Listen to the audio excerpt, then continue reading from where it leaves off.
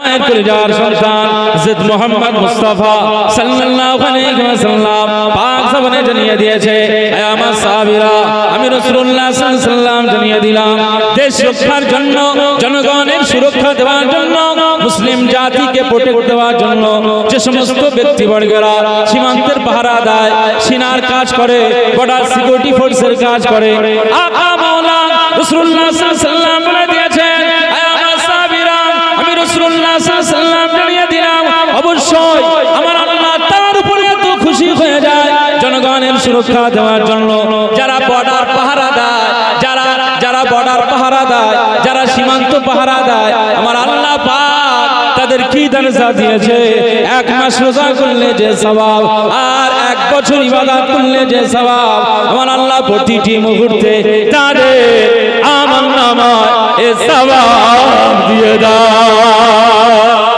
মুসলমানের ছেলেরা, এর উম্মতিরা, খুব খেয়াল করে শুনুন, আকা মাওলা রাসূলুল্লাহ সাল্লাল্লাহু আলাইহি ওয়াসাল্লাম জানিয়ে দিয়েছেন, হে আমার সাহাবীরা, আমি রাসূলুল্লাহ সাল্লাল্লাহু আলাইহি ওয়াসাল্লাম জানিয়ে দিলাম, যারা সীমান্ত পাহারা দেয়, যারা বর্ডারের সিকিউরিটির কাজ করে, জনগণকে সুরক্ষা দেওয়ার জন্য যারা রাত দিন পাহারা দিয়ে থাকে, মানুষের অ্যাটাক করবে, হামলা করবে, এই হামলা থেকে বাঁচানোর জন্য যে সমস্ত সেনারা, যে সমস্ত আর্মিরা, যে সমস্ত সেনার সে সৈনিকেরা যারা পাহারা দেয়, যারা বর্ডারে যারা সিকিউরিটির কাজ করে, আকা মাওলা রাসূলুল্লাহ সাল্লাল্লাহু আলাইহি ওয়াসাল্লাম বলেছেন, এই পাহারা দিতে দিতে দিতে দিতে দিতে দিতে যদি তারা যদি শহীদ হয়ে যায়, তারা যদি মারা যায়, তারা যদি শহীদ হয়ে যায়, তারা যদি মারা যায়, আকা মাওলা রাসূলুল্লাহ সাল্লাল্লাহু আলাইহি ওয়াসাল্লাম বলেছেন, হে আমার সাহাবীরা, আমি রাসূলুল্লাহ সাল্লাল্লাহু আলাইহি ওয়াসাল্লাম জানিয়ে দিলাম, ওই শহীদ বীর সৈনিক যখন মারা যাবে,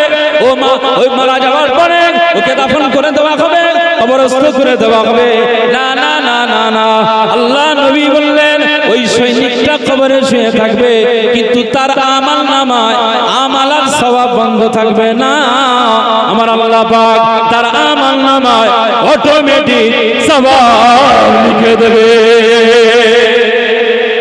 বলতে পারলেন না? এই যে ঝন্টু শেখ ইন্তেকাল হলো, একজন সেনা পাহারা দিতে দিতে সেনার কাজ করতে করতে শহীদ হয়ে গেল, আমলনামায় এখন তার সওয়াব চলছে, সওয়াব লেখা হচ্ছে। চিন্তা করুন, নিজের ছেলে, নিজের বিবি, নিজের আব্বা মাকে ছেড়ে দিয়ে আজ গোটা ভারতবর্ষের নাগরিকদের শুধু সুরক্ষা দেওয়ার জন্য আজ তারা রাত দিন সেই পাহারাদারের কাজ করেছে বর্ডারে। আমরা হয়তো মনে করি তারা খুব সুখ স্বাচ্ছন্দ্যে আছে, কিন্তু না, যে সমস্ত জায়গায় তারা পাহারা দেয়, ঝোপ জঙ্গল, সেখানে মানুষ খুব একটা থাকে না, এমন জায়গায় তাদের রাত দিন অতিবাহিত করতে হয় না, হয় না বলে আমি আপনি আমাদের বিবি সন্তান সন্ততিদের নিয়ে নিশ্চিন্তায় ঘুমাচ্ছি, আর তারা কিন্তু নিশ্চিন্তায় ঘুমাতে পারে না। অটোমেটিক তাদের রাইফেল আর তাদের এয়ার গান, যে সমস্ত স্টেন গান, তারা অটোমেটিক ওইভাবে এক দৃষ্টিতে চতুর্দিকে শুধু তাদের নজর থাকে যে কোনো জঙ্গি, কোনো হামলাকারী, কোনো শত্রু, কোনো দেশের দুশ্মনেরা বাইরের কোনো দেশ থেকে আমার দেশে কোনো হামলা চালায় কিনা, তাদের দমনের জন্যই আজকে তারা রাত দিন সে সমস্ত জায়গায় পড়ে থাকে। কত কষ্ট। নবীজি মক্কা শরীফ থেকে যখন মদিনা থেকে এসেছিলেন, আবু জেহেল, উতবা, সাইবারা আমার নবীর উপরে হামলা এবং ষড়যন্ত্র করবে বলে তাদের চক্রান্ত ছিল না। নবীজির সাহাবী, দুইজন সাহাবী, হযরত সাদ বিন আবি ওয়াক্কাস রাদিয়াল্লাহু আনহু এবং মুস্তাফা কামলিওয়ালার আরেকজন সাহাবী মুহাম্মদ বিন মাসলামা রাদিয়াল্লাহু তাআলা আনহু, এই দুইজন সাহাবী মদিনাকে পাহারা দিতেন, মদিনার জনগণকে পাহারা দিতেন। মুস্তাফা কামলিওয়ালা যেখানে আছে, রাসূলুল্লাহ সাল্লাল্লাহু আলাইহি ওয়াসাল্লাম যেখানে আছেন, আমার নবীজির উপরে যা তারা যেন হামলা না করতে পারে, ষড়যন্ত্র না করতে পারে, এজন্য এই দুইজন সাহাবী তারাও এই সীমান্ত পাহারার কাজে নিযুক্ত ছিলেন। একবার জোরে বলুন সুবহানাল্লাহ। নবীজি সাহাবীরা ছিলেন।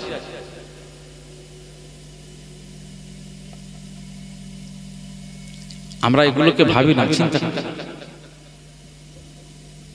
আজকে তার মৃত্যুটা ছিল বলেই আজ শহীদের মরণটা সে নসিব হয়ে গেল, গুলিতে ঝাঁঝরা হয়ে গেল। আজকে তার কফিনবন্দি দেহটাকে যখন তেহট্ট গ্রামে পাথরঘাটাতে নিয়ে আসা হলো, গ্রামের মানুষরা শোকে কাতর, আব্বা মায়েরা কেঁদে জারেজা। আজ যে সন্তান বাড়ি বাপ চলে আসলে বাপের কোলে ওঠে, সেই সন্তান কফিন ধরে কাঁদতেছে। আল্লাহ, আজকে যে বিবিটাকে স্বামী আসলে বাড়িতে ফিরলে বাইরে থেকে অনেক কিছু বিবিদের জন্য অনেক কিছু উপহার নিয়ে আসে, আজকে সেই স্বামীটা বাড়িতে কফিনবন্দি অবস্থায় ফিরেছে। আজকে স্ত্রী সেই কফিনের উপরে, অন্যান্য দিনে এমন পোশাক এমন ভাবে থাকে না, কিন্তু শোকে এতটা মোহমান হয়ে গেছে যে স্বামী আজ বাড়িতে এসেছে কিন্তু আজ হায়াতে আসেনি, মুর্দা অবস্থায় এসেছে, কফিনের উপরে পড়ে গেছে। আহা,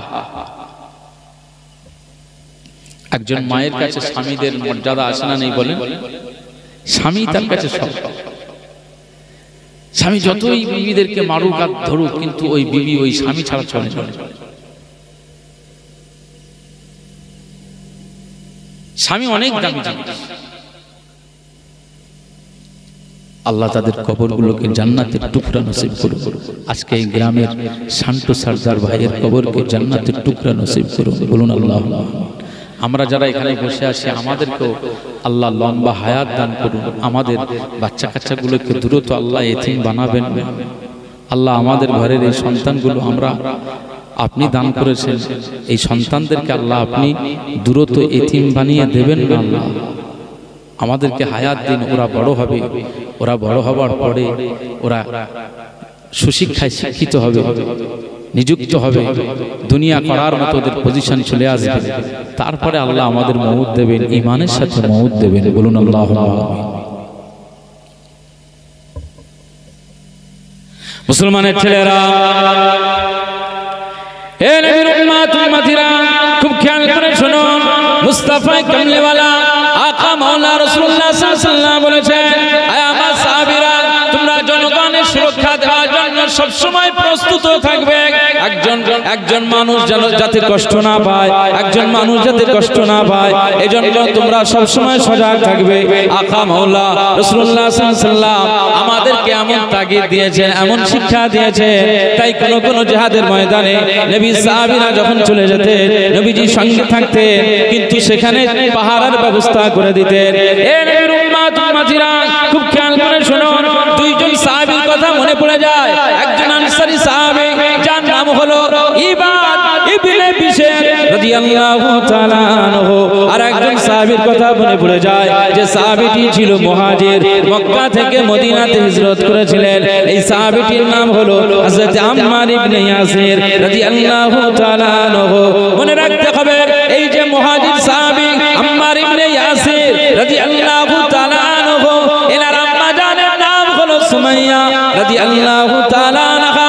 পৃথিবীর জমিনে মুসলমানদের ভিতরে ইসলামের ইতিহাসের পৃষ্ঠা খুলে দেখুন, যাও খুলে দেখে নাও, যেখানে দেখতে পাবে প্রথম মুসলিমদের ভিতরে মুসলিম শহীদা, মুসলিম নারীদের মধ্যে, মুসলিম মহিলাদের মধ্যে প্রথম শহীদা নারীকে পৃথিবীর জমিন থেকে শহীদ হয়ে গিয়েছিলেন। এই মুসলিম নারীকে, এর নামটা যদি আপনি খুঁজতে চান গুগলে সার্চ করুন, পেয়ে যাবেন। আর ইতিহাসের পৃষ্ঠা খুলে দেখে নাও, দেখতে পেয়ে যাবে আকা মাওলা রাসূলুল্লাহ সাল্লাল্লাহু আলাইহি ওয়াসাল্লামের হাতে বায়াত হওয়া একজন মুসলিমা নারী আম্মার ইবনে ইয়াসির রাদিয়াল্লাহু তাআলা আনহু, আম্মা জান হযরত সুমাইয়া রাদিয়াল্লাহু তাআলা আনহা ইসলামের জন্য, ঈমানের জন্য, আল্লাহর জন্য, দ্বীনের জন্য, কোরআনের জন্য, এই শরীয়তের জন্য, ইসলাম থেকে তিনি প্রথমে এই দুনিয়া থেকে শহীদ হয়ে গিয়েছে। ইসলামের জন্য প্রথম শহীদ হয়েছিলেন আম্মা জান সুমাইয়া রাদিয়াল্লাহু তাআলা আনহা। আবু জেহেল শহীদ করেছিল, আবু জাহাল। সেই মায়ের সন্তান হযরত আম্মার ইবনে ইয়াসির, এই মুহাজির সাহাবী এবং আনসারী সাহাবী হযরত ইবাদ বিন বিশর রাদিয়াল্লাহু তাআলা আনহু, দুইজনকে আমার নবীজি বললেন তোমরা সারা রাত আমাদের সবাইকে পাহারা দেবে।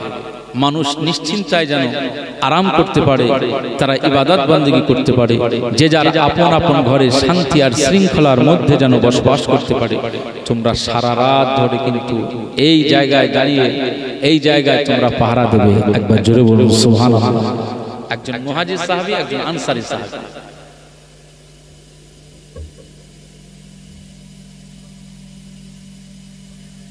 দুইজন সাহাবী দায়িত্ব নিলেন পাহাড়ের পাদদেশে। দুইজন রাতের বেলা পাহারা দিচ্ছেন।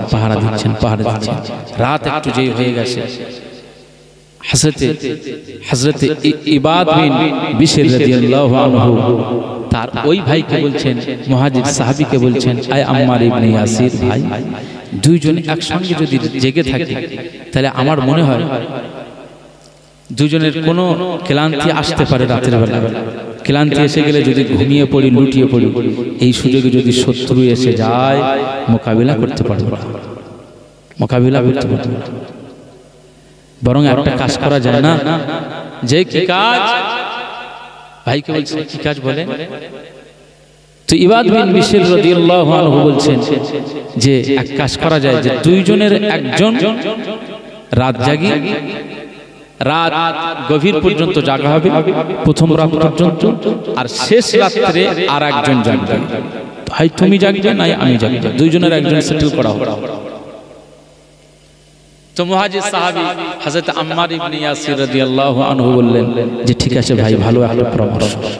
দুইজন রাত একভাবে না জেগে দুইজন এ অর্ধেক আর একজন অর্ধেক রাত পার করে দেবে। এবার শত্রু এসে গেলে দুইজন ডাকাডাকি হয়ে যাবে।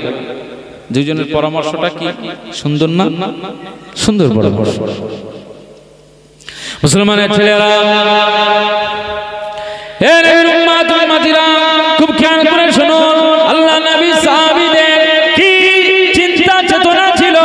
না না না, তারা দুনিয়া করেছে, আমরা দুনিয়া করছি, তারা দুনিয়া করেছিল, আমরা দুনিয়া করতেছি। তাদের দুনিয়ার ভিতরে জান্নাত দেখতে পায়, আর আমরা দুনিয়ার মধ্যে থেকে জাহান্নাম ছাড়া কিছুই দেখতে পাই না। তারা দুনিয়ার মধ্যে থেকে জান্নাতের স্বাদ পেয়ে যায়, আমরা দুনিয়া থেকে জান্নাতটাই বুঝতেই পারি না। এর উম্মত উম্মতিরা, খুব খেয়াল করে শুনুন। দুইজন সাহাবী, একজন আনসারী সাহাবী, একজন মুহাজির সাহাবী। মুহাজির সাহাবী বললেন, ভাই ঠিক আছে, তাহলে আমি ঘুমিয়ে যাই, আর তুমি রাতটা জাগরণ করো। তোমার যখন ঘুম চলে আসবে আমাকে ডেকে নেবে, আমাকে জাগ্রত করবে। আমি ঘুম থেকে উঠে পড়ে তুমি ঘুমিয়ে যাবে, আর আমি রাতটাকে জাগরণ করব। এইভাবে এলাকাকে আমরা পাহারা দিয়ে দেব। মুসলমানের ছেলেরা, এ নবীর উম্মত উম্মতিরা, খুব খেয়াল করে শুনুন। এই পর্যায়ে ওই মুহাজির সাহাবী আম্মার ইবনে ইয়াসির রাদিয়াল্লাহু তাআলা আনহু শুয়ে পড়লেন, ঘুমিয়ে গেলেন। আর এমন সময় আনসারী সাহাবী হযরতে ইবাদ ইবনে বিশর রাদিয়াল্লাহু তাআলা আনহু তিনি রাত্রি জাগরণ করছেন। আমাদের এলাকার সিভিক পুলিশগুলো যারা রাস্তায় থাকে দেখবে, সব মোবাইলে পাবজি ফ্রি ফায়ার খেলে। সব সিভিকদের আমি দোষ দিচ্ছি না, তবে আমাদের এটা কালচার, আমাদের অনেক ছেলেরা আমাদের এলাকাতে আছে, শবে বরাতের রাত্রি ইবাদত করার রাত ইবাদত, রাত্রি জাগরণের মধ্যে দিয়ে যদি শবে বরাতের রাত পালন করা হয়, আমার আল্লাহ তার গুনাহগুলো মাফ করে দেন, আমার আল্লাহ তার তওবাগুলো মাফ করে দেন, আমার আল্লাহ তার তওবাকে কবুল করে নেন। ওই রাতে যে ইবাদত বندگی করা হবে, আমার আল্লাহ পাকের দরবারে তার ইবাদত বندگی কবুল হয়ে যায়। শবে বরাতের রাতে রাত জাগলে কি হয়?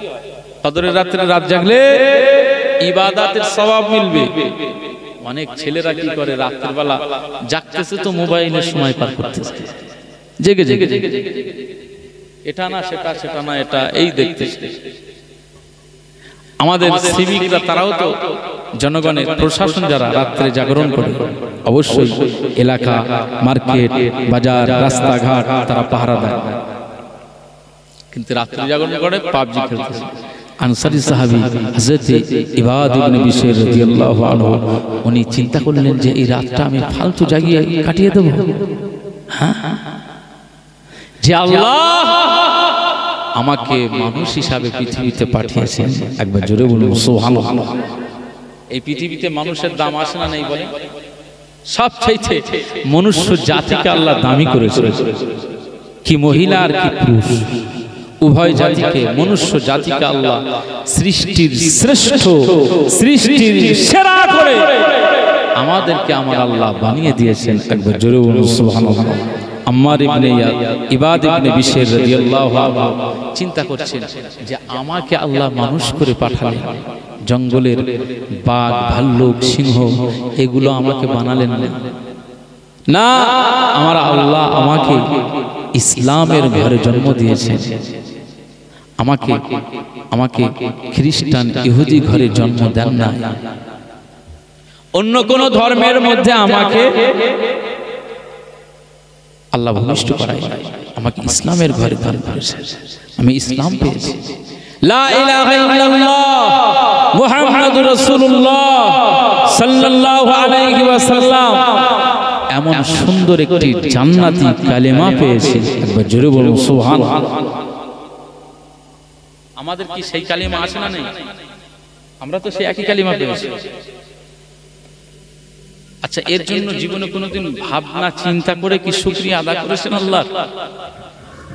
আমরা যে এই কালেমা পেয়েছি লা ইলাহা ইল্লাল্লাহ, আল্লাহ ছাড়া কোনো ইলাহা নাই, সুস্পষ্ট এত সুন্দর একটি শিরিক মুক্ত কালিমা আমরা পেলাম। আর মুহাম্মদুর রাসূলুল্লাহ আল্লাহর শ্রেষ্ঠ পয়গম্বর হচ্ছেন মুহাম্মদুর রাসূলুল্লাহ, আখিরি নবী হযরত মা আমেনা রাদিয়াল্লাহু তাআলা আনহার কলিজার টুকরা সন্তান হযরত মুহাম্মদ মুস্তাফাকে আমার আল্লাহ রাসূল করে দিয়েছেন, একবার জোরে বলুন সুবহানাল্লাহ। এত সুন্দর একটি কালিমা আমরা পেলাম, এর জন্য জীবনে ভাবনা চিন্তা করে কোনোদিন আল্লাহ শুকরিয়া আদায় করেছি? পৃথিবীতে 4000-এর বেশি ধর্মমত রয়েছে। আমার ভাই এই খুশবুটা সবাইকে একটু লাগিয়ে দেন। আচ্ছা, এইভাবে আমি প্রায় মাহফিলে এমন করি, বুঝতে পেরেছেন? এরকম এক জায়গায় এরকম পুরো দিয়ে দিয়েছি, তা পুরো দিয়ে দিয়েছিলাম আর আমার কাছে ফেরত আসেনি, এই জন্য আমি খুলে দিই, বুঝতে পেরেছেন? ডালাটা আমার কাছে থাকে আর আতরের শিশিটা তার হাতে দিই যাতে ওটা রিটার্ন আসে।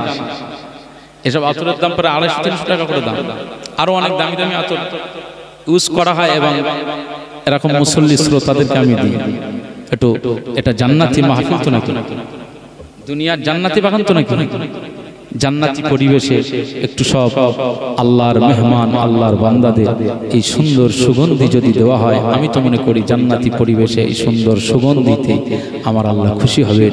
ফেরেশতারা আমাদের জন্য দোয়া চাইবেন, ফেরেশতারা আমাদের জন্য মাগফিরাত চাইবেন, একবার জোরে বলুন সুবহানাল্লাহ।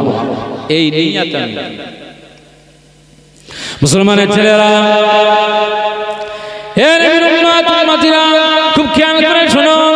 আকা মাওলানা রাসূলুল্লাহ সাল্লাল্লাহু আলাইহি ওয়াসাল্লাম বলে দিয়েছে, একটি বর্ণনায় এসেছে যখন মুসল্লি নামাজের জন্য তৈরি হয়ে যায়, নামাজের জন্য তৈরি হয়ে যায়, মসজিদের দিকে চলে যায়, ওই মুসল্লি যখন আল্লাহর ইবাদত বندگির জন্য যখন কাতারের দিকে শামিল হয়ে যায়, আকা মাওলানা রাসূলুল্লাহ সাল্লাল্লাহু আলাইহি ওয়াসাল্লাম বলেন ওই মুসল্লি যখন যদি আতর মেখে যায়, খুশবু ব্যবহার করে যায়, সুগন্ধি যদি তার দেহ থেকে বার হয়ে যায়, সুগন্ধি যদি তার শরীর থেকে বার হয়, আকা মাওলানা রাসূলুল্লাহ সাল্লাল্লাহু আলাইহি ওয়াসাল্লাম বলেছেন ও যখন নামাজে দাঁড়িয়ে যাবে, ওই নামাজি বান্দার জন্য আকাশের ফেরেশতারা তার গা দিয়ে সুগন্ধি বার হওয়ার কারণে আমার আল্লাহ পাকের দরবারে ওই ফেরেশতাগুলো তার গুনাহ মাফের জন্য আল্লাহর দরবারে দোয়া করেন।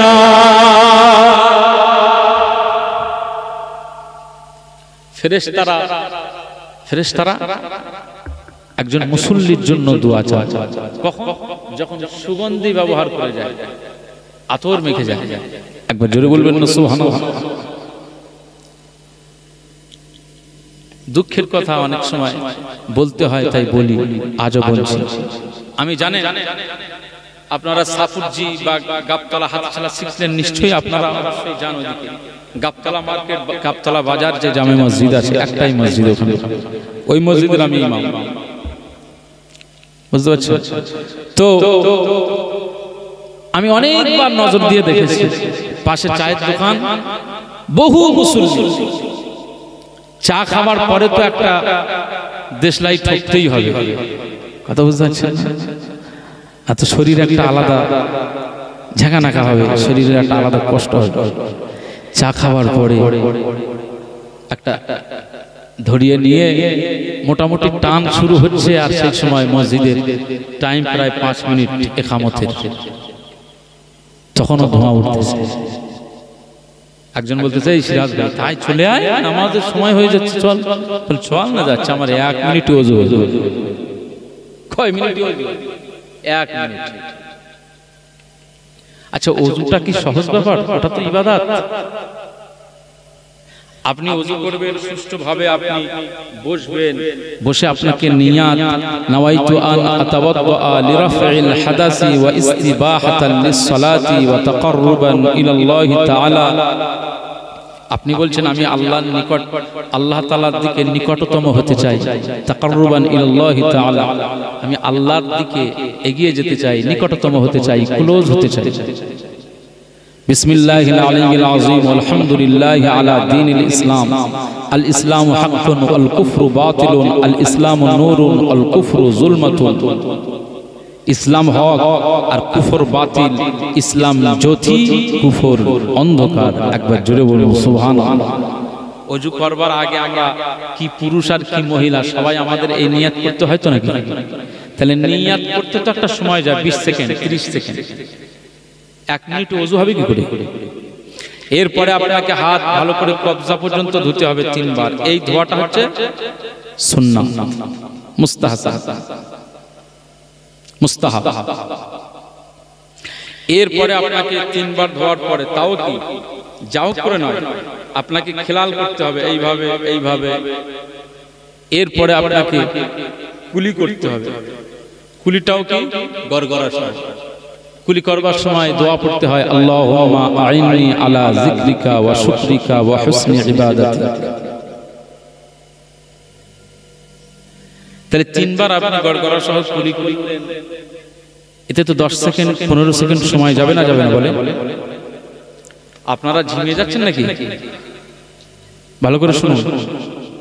এরপরে আপনাকে নাকে পানি দিতে হয়, 1 হাত দিয়ে পানি দেওয়া, আর এই 2 আঙ্গুল দিয়ে ভিতরটাকে পরিষ্কার করা নাকের মধ্যে। আমার মা বোনেদেরকেও খেয়াল রাখতে হবে, যেহেতু নাকে নট থাকে, নাক চাবি থাকে, ওগুলোকে আঙুলের মধ্যে দিয়ে, ওর মধ্যে ওই নাক চাবির গোড়াতে অনেক সর্দি শিকনি বা এই সমস্ত জিনিস জড়িয়ে থাকে, ওগুলোকে পরিষ্কার করা। ওযু করা মানে তো পাক হওয়া, সাফ হওয়া। তাহলে নাক আপনি যখন ধুচ্ছেন তখনও আপনার দোয়া আছে, আল্লাহুম্মা আরিহনি রাইহাতাল জান্নাহ ওয়া লা তুরহিনি রাইহাতান নার। তবে এই দোয়া আপনার প্রত্যেকটা অঙ্গ ধোয়ার সময় এগুলো বলতে হয়। যদি জানতে পারেন তো অনেক সওয়াবের হকদার হবেন, না জানলেও সমস্যা নেই, ওযু হয়ে যাবে। এরপরে আসে আপনার এবার ফরজ কাজ, মুখমণ্ডল ধৌত করা। ওযুর কয়টা ফরজ? ওযুর কয়টা ফরজ? কটা? যে না, লজ্জা করার ব্যাপার নয়, এগুলো আমাদের জানা রাখা কম্পালসারি। এগুলো কয়েকটা জিনিস আমাদের জানা রাখা দরকার। ওযুর 4টা ফরজ। মুসলমানের ছেলেরা, এর উম্মতিরা খুব খেয়াল করে শুনো, আকা মাওলা রাসূলুল্লাহ সাল্লাল্লাহু আলাইহি ওয়াসাল্লাম এর জন্য বলেছেন, তলাবুল ইলমি ফরিদাতুন আলা কুল্লি মুসলিমিন ওয়া মুসলিমা। আকা মাওলা রাসূলুল্লাহ সাল্লাল্লাহু আলাইহি ওয়াসাল্লাম বলে দিয়েছে, হে মুসলমানেরা শুনে রাখো, তুমি যদি মুসলমান দাবি করো, তুমি যদি ইসলামপন্থী দাবি করো, আমি রাসূলুল্লাহ সাল্লাল্লাহু আলাইহি ওয়াসাল্লাম জানিয়ে দিলাম, অবশ্যই তোমার জন্য ইলম অর্জন করা ফরজ। কতটা ইলম অর্জন করা ফরজ? যতটা ইলম অর্জন করলে তুমি নামাজ পড়তে পারবে, ইবাদত করতে পারবে, ওযু করতে পারবে, কোরআন তেলাওয়াত করতে পারবে। তুমি এমন ইলম অর্জন করলে যে হজ করতে পারবে, এই হজের মাসাইলগুলো জানা। এর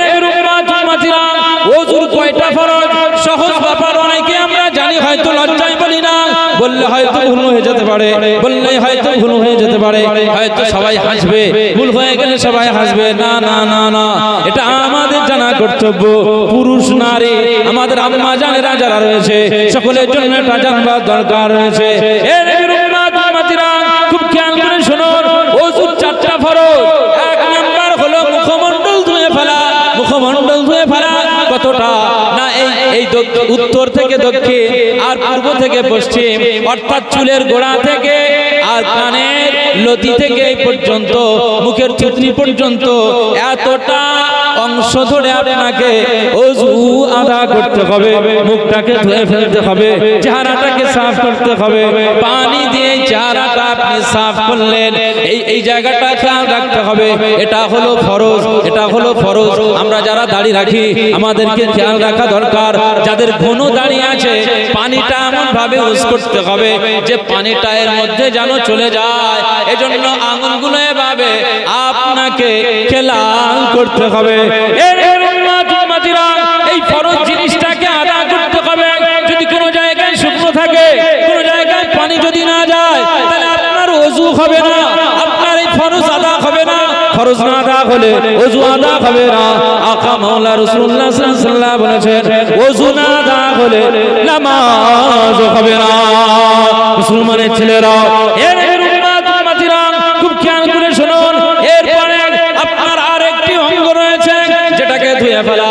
এর নাম হচ্ছে কনুই। কনুইয়ের কোন পর্যন্ত ধুয়ে ফেলবেন? এই পর্যন্ত কনুইয়ে ধুয়ে ফেলা।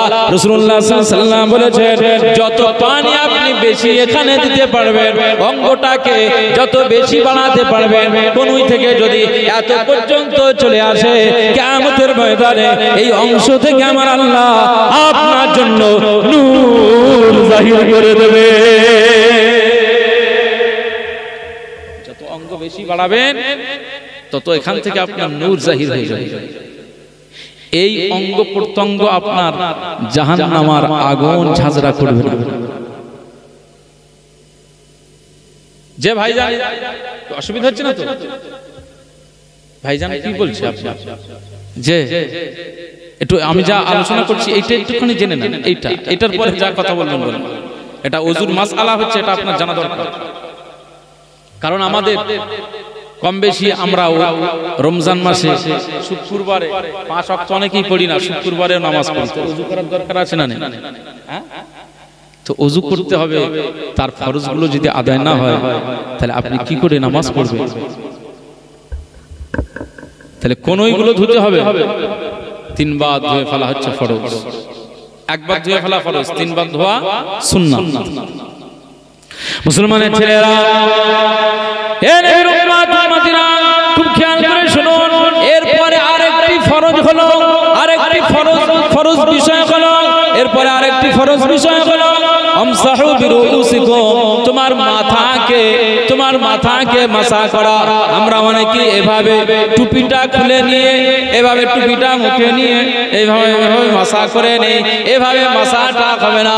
আমরা অনেক সময় বউরা, ঘরের বিবিরা আছি, এইভাবে আমাদের এটা পড়ে থাকে আর আমরা যা হোক করে এভাবে মাসা করে নিই। মাসাটা হবে না। মাসা করার নিয়ম হচ্ছে, আপনার মাসা করার পদ্ধতিটা আপনাকে জানিয়ে দিলাম। খুব খেয়াল করে শুনুন, আপনি মাসাটা কিভাবে করবেন? কনুই যখন ধোয়া হয়ে গেল, কনুই যখন 3 বার করে ধোয়া হয়ে যাবে, এরপরে আপনি একটু পানি নিয়ে নেবেন। পানি নিয়ে একটু পানিটা ফেলে দিবেন, হাতটা ধুয়ে ফেলে দিয়ে এরপরে আপনার এভাবে আঙুলগুলো চলে আসবে। আর এই 3টা আঙুল দিয়ে মাথার সামনের অংশ থেকে আর পিছন পর্যন্ত এইভাবে নিয়ে চলে যাবেন। মাথার এই জায়গা থেকে পিছন পর্যন্ত এইভাবে নিয়ে চলে যাবেন। খুব খেয়াল করে শুনুন, যখন এই পিছন পর্যন্ত চলে গেল, আপনার হাতের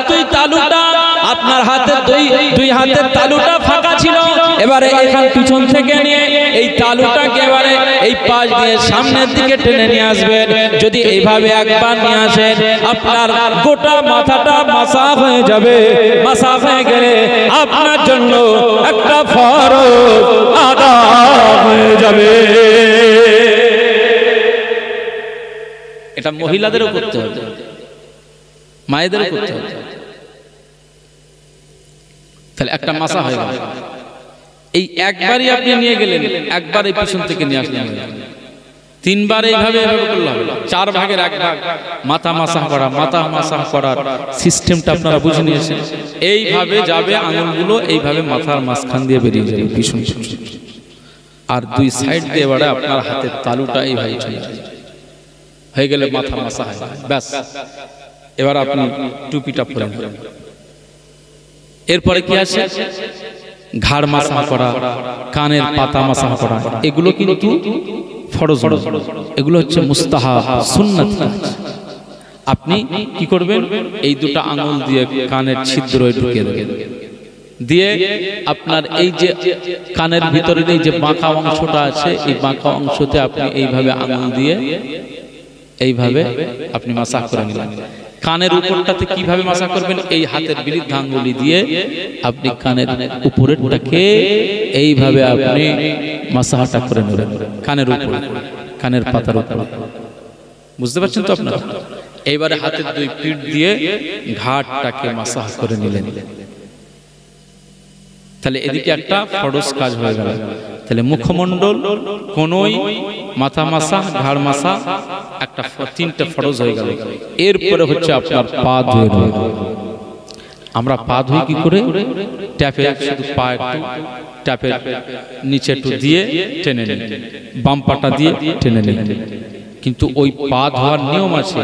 আপনার এই আঙুলটা, বাম হাতের এই খড়ে আঙুল, ছোট্ট আঙুল যেটা কনিষ্ঠ আঙুল বলা, এই আঙুল দিয়ে আপনার ডান পায়ের এইভাবে, আমি দেখাচ্ছি প্র্যাকটিক্যালি আপনাদের, যেহেতু প্রসঙ্গ এসছে তাই বলছি, এইভাবে আপনাকে খেয়াল করতে হবে। এইভাবে এইভাবে খেয়াল করে নিয়ে এই নখের ভিতরেটা যাতে পানিটা যেন প্রবেশ করে, এইভাবে আপনাকে করে পাটাকে ভালো করে ধুয়ে নিলেন। তাহলে পা যখন এই গোড়ালি পর্যন্ত ধুয়ে ফেললেন, এটা একটা ফরজ আপনার জন্য আদায় হয়ে গেল। একবার জোরে বলুন সুবহানাল্লাহ। এরপরে আপনি বাম পাটাও ঠিক ওইভাবে বাম পায়ে করবেন কি, যেহেতু ডান পায়ে এইভাবে শুরু করেছিলেন, আর বাম পায়ে কিন্তু এই দিক থেকে না, এখান থেকে যাবে, ঠিক আছে? এখান থেকে গিয়ে এইভাবে খেয়াল করতে হবে। নখের মধ্যে টদ্রিগুলো অনেক সময় কাদা লেগে থাকে।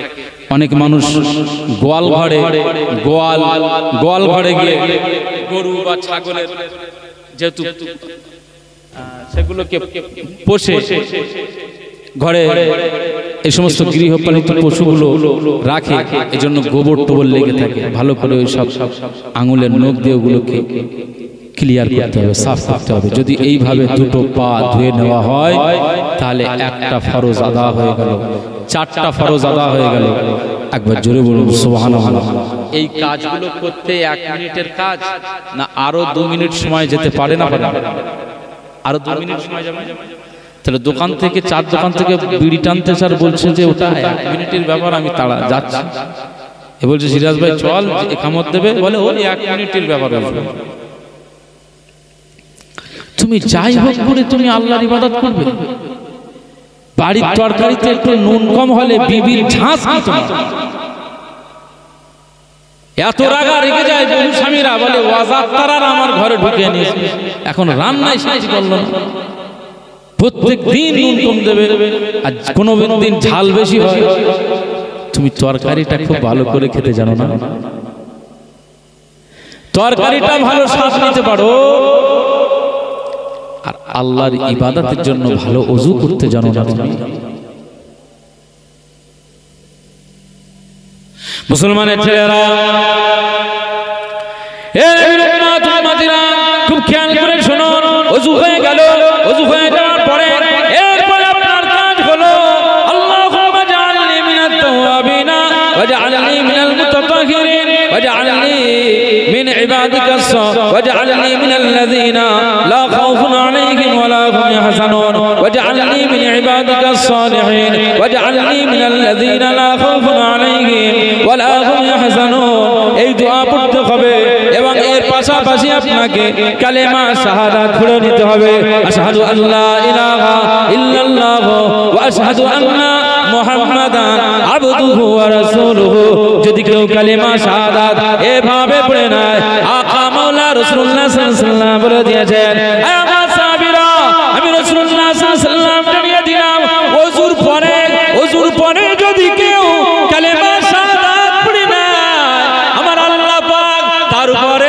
এত খুশি হয়ে যায়, এত খুশি হয়ে যায়, এত রাজি হয়ে যায়। ওই বান্দাটা ওযু করবার পরে যখন কালেমা শাহাদাত পড়ে নেয়, ওই বান্দিটি যখন ওযু করবার পরে কালেমা শাহাদাতটা পড়ে নেয়, আমার আল্লাহ পাক এত খুশি হয়ে যায়, এত রাজি হয়ে যায়। ওই বান্দার যখন মৃত্যু হয়ে যাবে, বান্দা যখন মওত হয়ে যাবে, বান্দা যখন মারা যাবে, কিয়ামতের ময়দানে ওই বান্দাটা বান্দিটা যখন কবর থেকে উঠে পড়বে, ওই মায়ের জন্য, ওই সন্তানের জন্য, ওই পুরুষের জন্য আমার আল্লাহ পাক আখিরাতে ঘোষণা করে দেবে,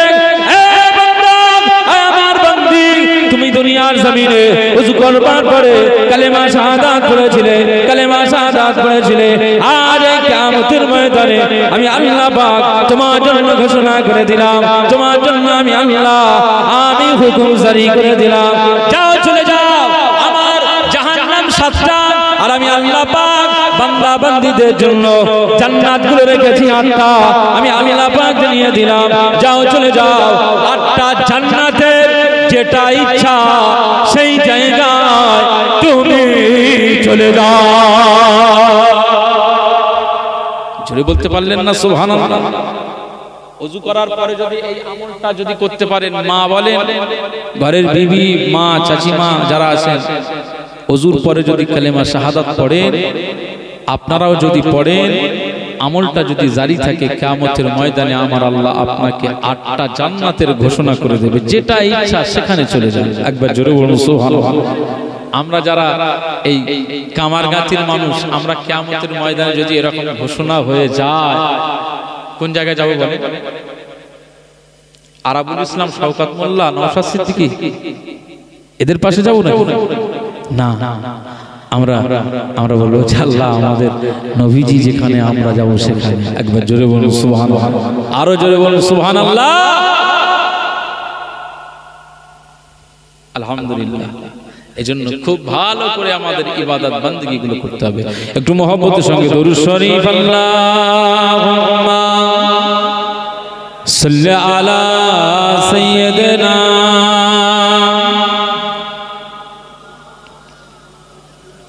ওয়ালা আলি সাইয়্যিদিনা।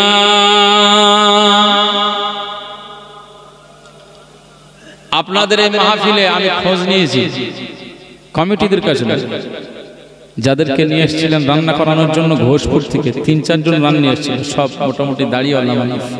চাচাজিরা খাচ্ছিলেন, আমি জিজ্ঞেস করছিলাম, বলি কত? বলে 8 হাঁড়ি।